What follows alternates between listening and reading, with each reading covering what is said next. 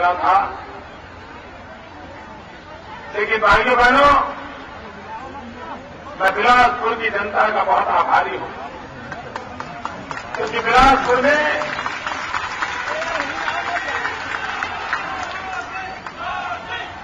Bharatiya Janata party ने इतना प्यार दिया है, इतना प्यार दिया है, जिसका कोई हिसाब नहीं कर सकता। लेकिन भाइयों बहनों, अब तक के चुनाव और इस चुनाव में बहुत बड़ा फर्क है। आपने बार बार अरे भैया बहुत दूर आपका बीजेपी को विजयी बनाया है, आपको वही मैं बोल रहा हूँ, अगर चिंता है। लेकिन इतने वर्षों तक दिल्ली में इतना ही बढ़िया एमपी चुन करके आप भेजे, इतना ही ताकतवर एमपी चुन करके भेजे, लेकिन दिल्ली में बैठी हुई मां बेटे की सरकार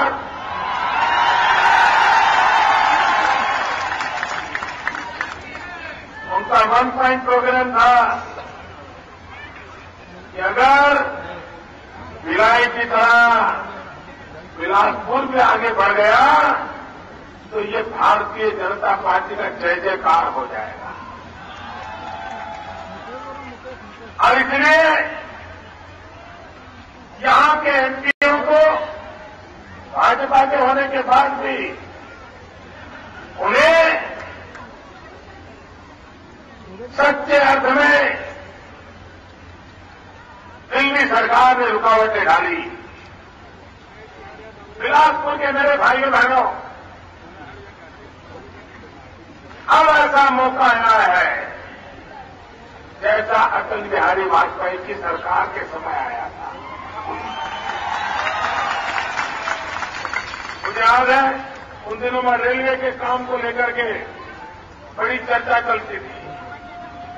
अटल जी की सरकार आई, यहां के रेलवे के काम को महत्व दिया और यहां के जीवन के बदलाव में एक नया परिवर्तन आया। लेकिन बाद में फिर से वो ठप हो गया। और हमें तो याद है जब कभी दिल्ली से कलकत्ता जाते हो, दिल्ली से मुंबई जाते हो, तो बिलासपुर में चाय पिए बिना गाड़ी आगे नहीं जाती। और वैसे मेरा चाय वालों से जरा ज्यादा ही है।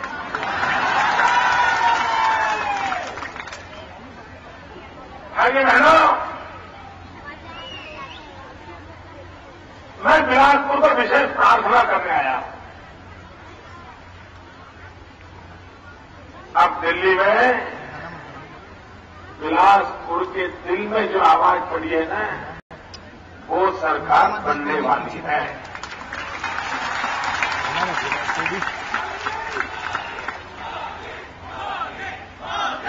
बिलासपुर का भाग्य बदलने के लिए अब दिल्ली की सरकार काम में आने वाली है। और भाइयों बहनों, ये मेरा सौभाग्य रहा है कि बिलासपुर को जितना अटल जी जानते थे, मुझे भी बिलासपुर को उतना जानने का अवसर मिला है। और इसलिए अब तो दिल्ली में सरकार बनेगी और बिलासपुर के लोग कह सकते हैं, अरे भाई वो मोदी जी तो हमारे यहां रहते,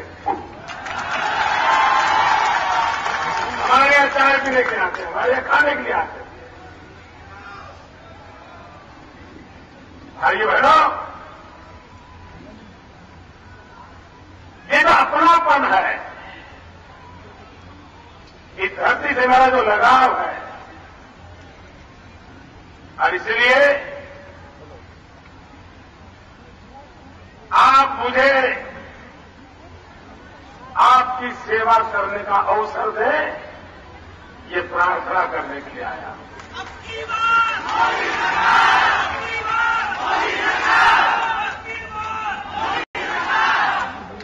भाइयों बहनों,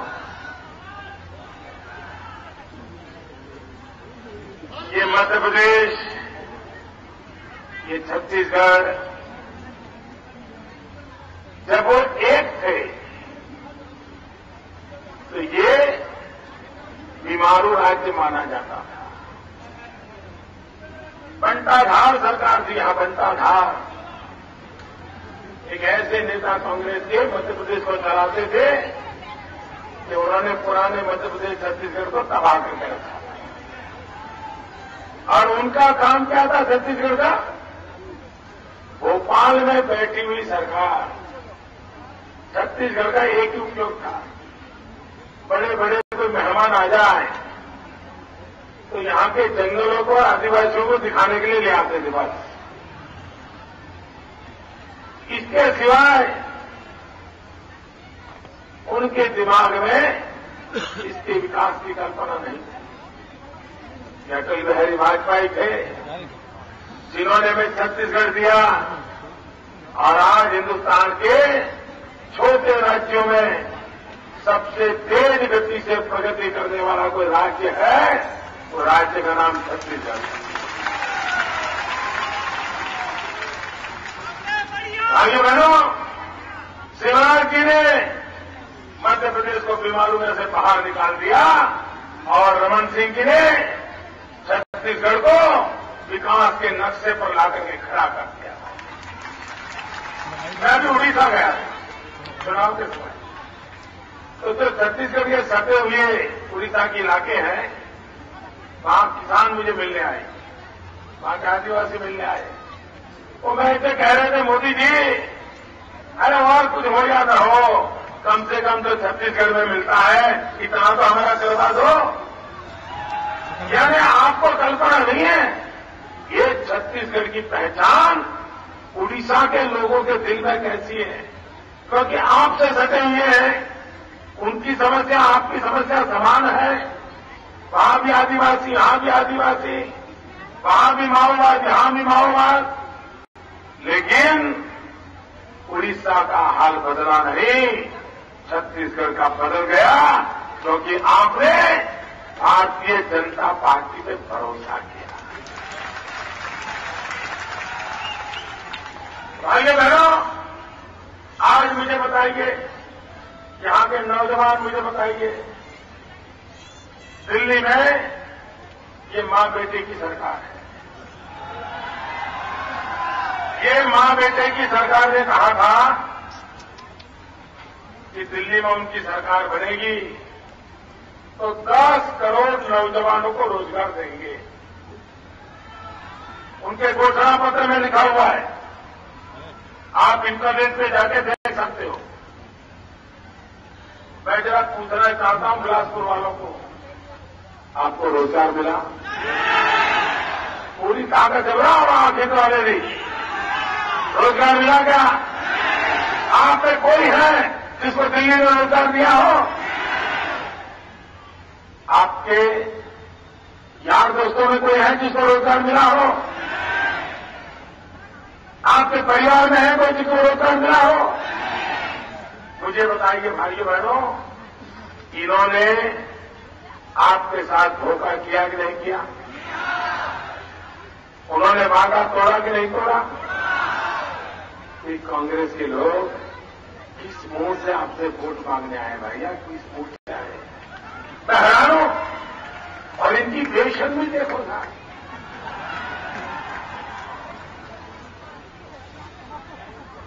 इस बार भी पहले कुछ नहीं किया, इस बार फिर वादा कर दिया कि 10 करोड़ लोगों को रोजगार देंगे। देश बदल चुका है राहुल जी।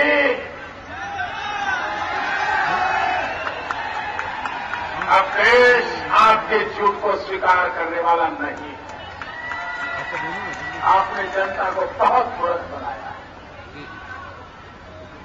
भाइयों बहनों, आपको तो रोजगार नहीं मिला, लेकिन जीजा जी को मिल गया।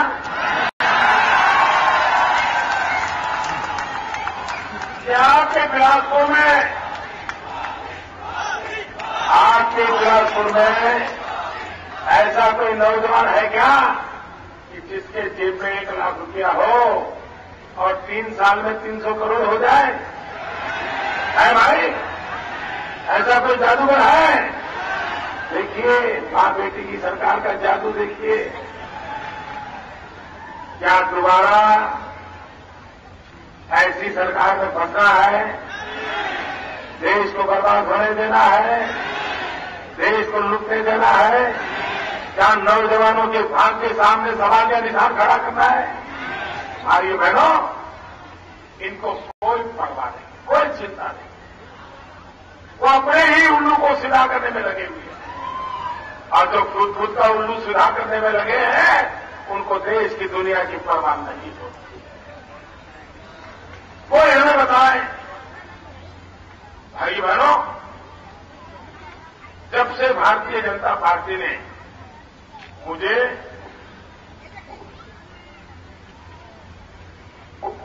प्रधानमंत्री पद के लिए उम्मीदवार के रूप में घोषित किया, उस दिन से मेरे दिमाग में चलता रहता कि भाई ये माओवाद है, उस समस्या का हल कैसे निकालें? ये हमारे नौजवान है, बेरोजगार है, ये बेरोजगारी का हल कैसे निकालें? ये हमारे गरीब हैं, जिनको रहने के लिए घर नहीं है, उनको घर मिले इसके लिए क्या करें, कैसे हल निकालें? हमारा किसान है, किसान की समस्या है, उसका हल कैसे निकालें?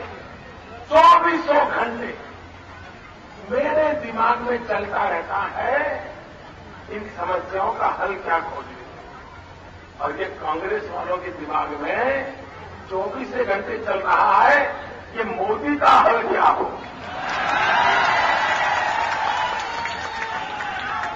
मैं देश की समस्याओं का हल ढूंढ रहा हूं और वो मोदी का हल ढूंढ रहे हैं। भाइयों बहनों, मैं कहता हूं नौजवानों को रोजगार दो, वो कहते हैं सेक्युलरिज्म का क्या? मैं कहता हूं किसानों को खेत में पानी दो, वो कहते हैं सेक्युलरिज्म का क्या?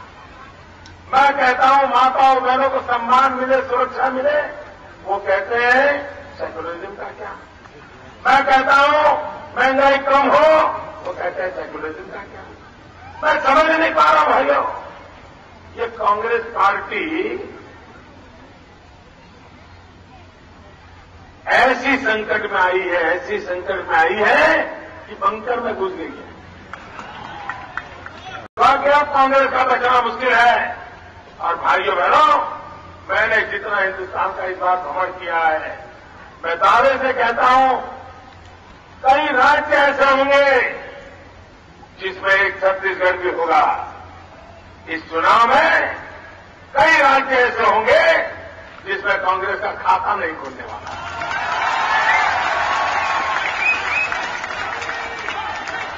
और भाइयों बहनों,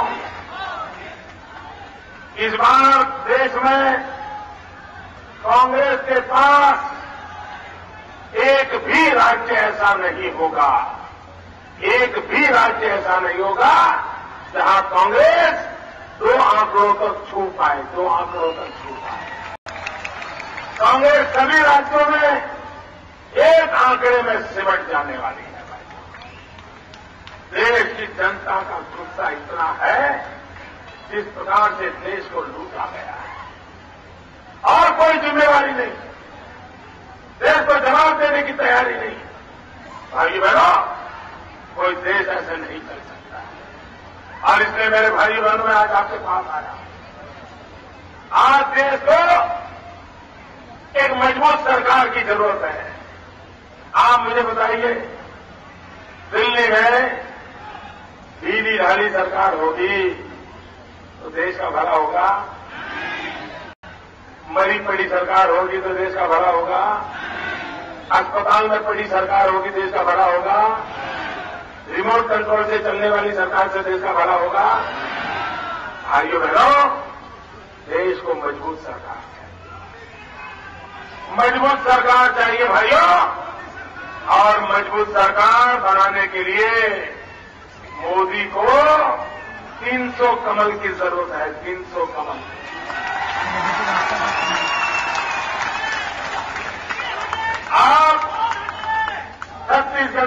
सारे के सारे कमल दिल्ली भेज दीजिए। दिल्ली में मजबूत सरकार बनाइए भाइयों। अगर सरकार मजबूत होगी तो फैसले भी मजबूत होंगे। सरकार मजबूत होगी तो कदम भी मजबूत उठेंगे और सरकार मजबूत होगी तो ये देश भी मजबूत बनेगा। और इसलिए भाइयों बहनों, मैं आपसे अनुरोध करने आया हूं, इस बार आप देश को कैसी सरकार चाहिए इसके लिए मतदान कीजिए। भारतीय जनता पार्टी की एक मजबूत सरकार बनाइए, यही आपसे प्रार्थना है। भारत माता की, भारत माता की।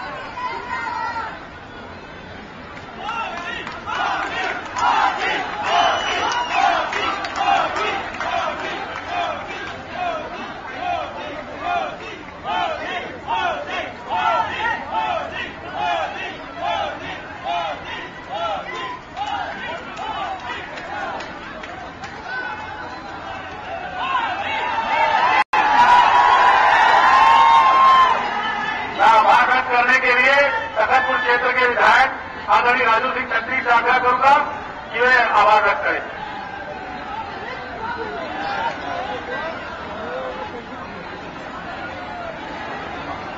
हम सब लोगों के लिए बड़ा ही सौभाग्य का अवसर है कि देश के सबसे लोकप्रिय नेता और भारतीय जनता पार्टी के प्रधानमंत्री के उम्मीदवार आदरणीय नरेंद्र भाई मोदी जी हम सबके बीच उपस्थित होकर हमको सबको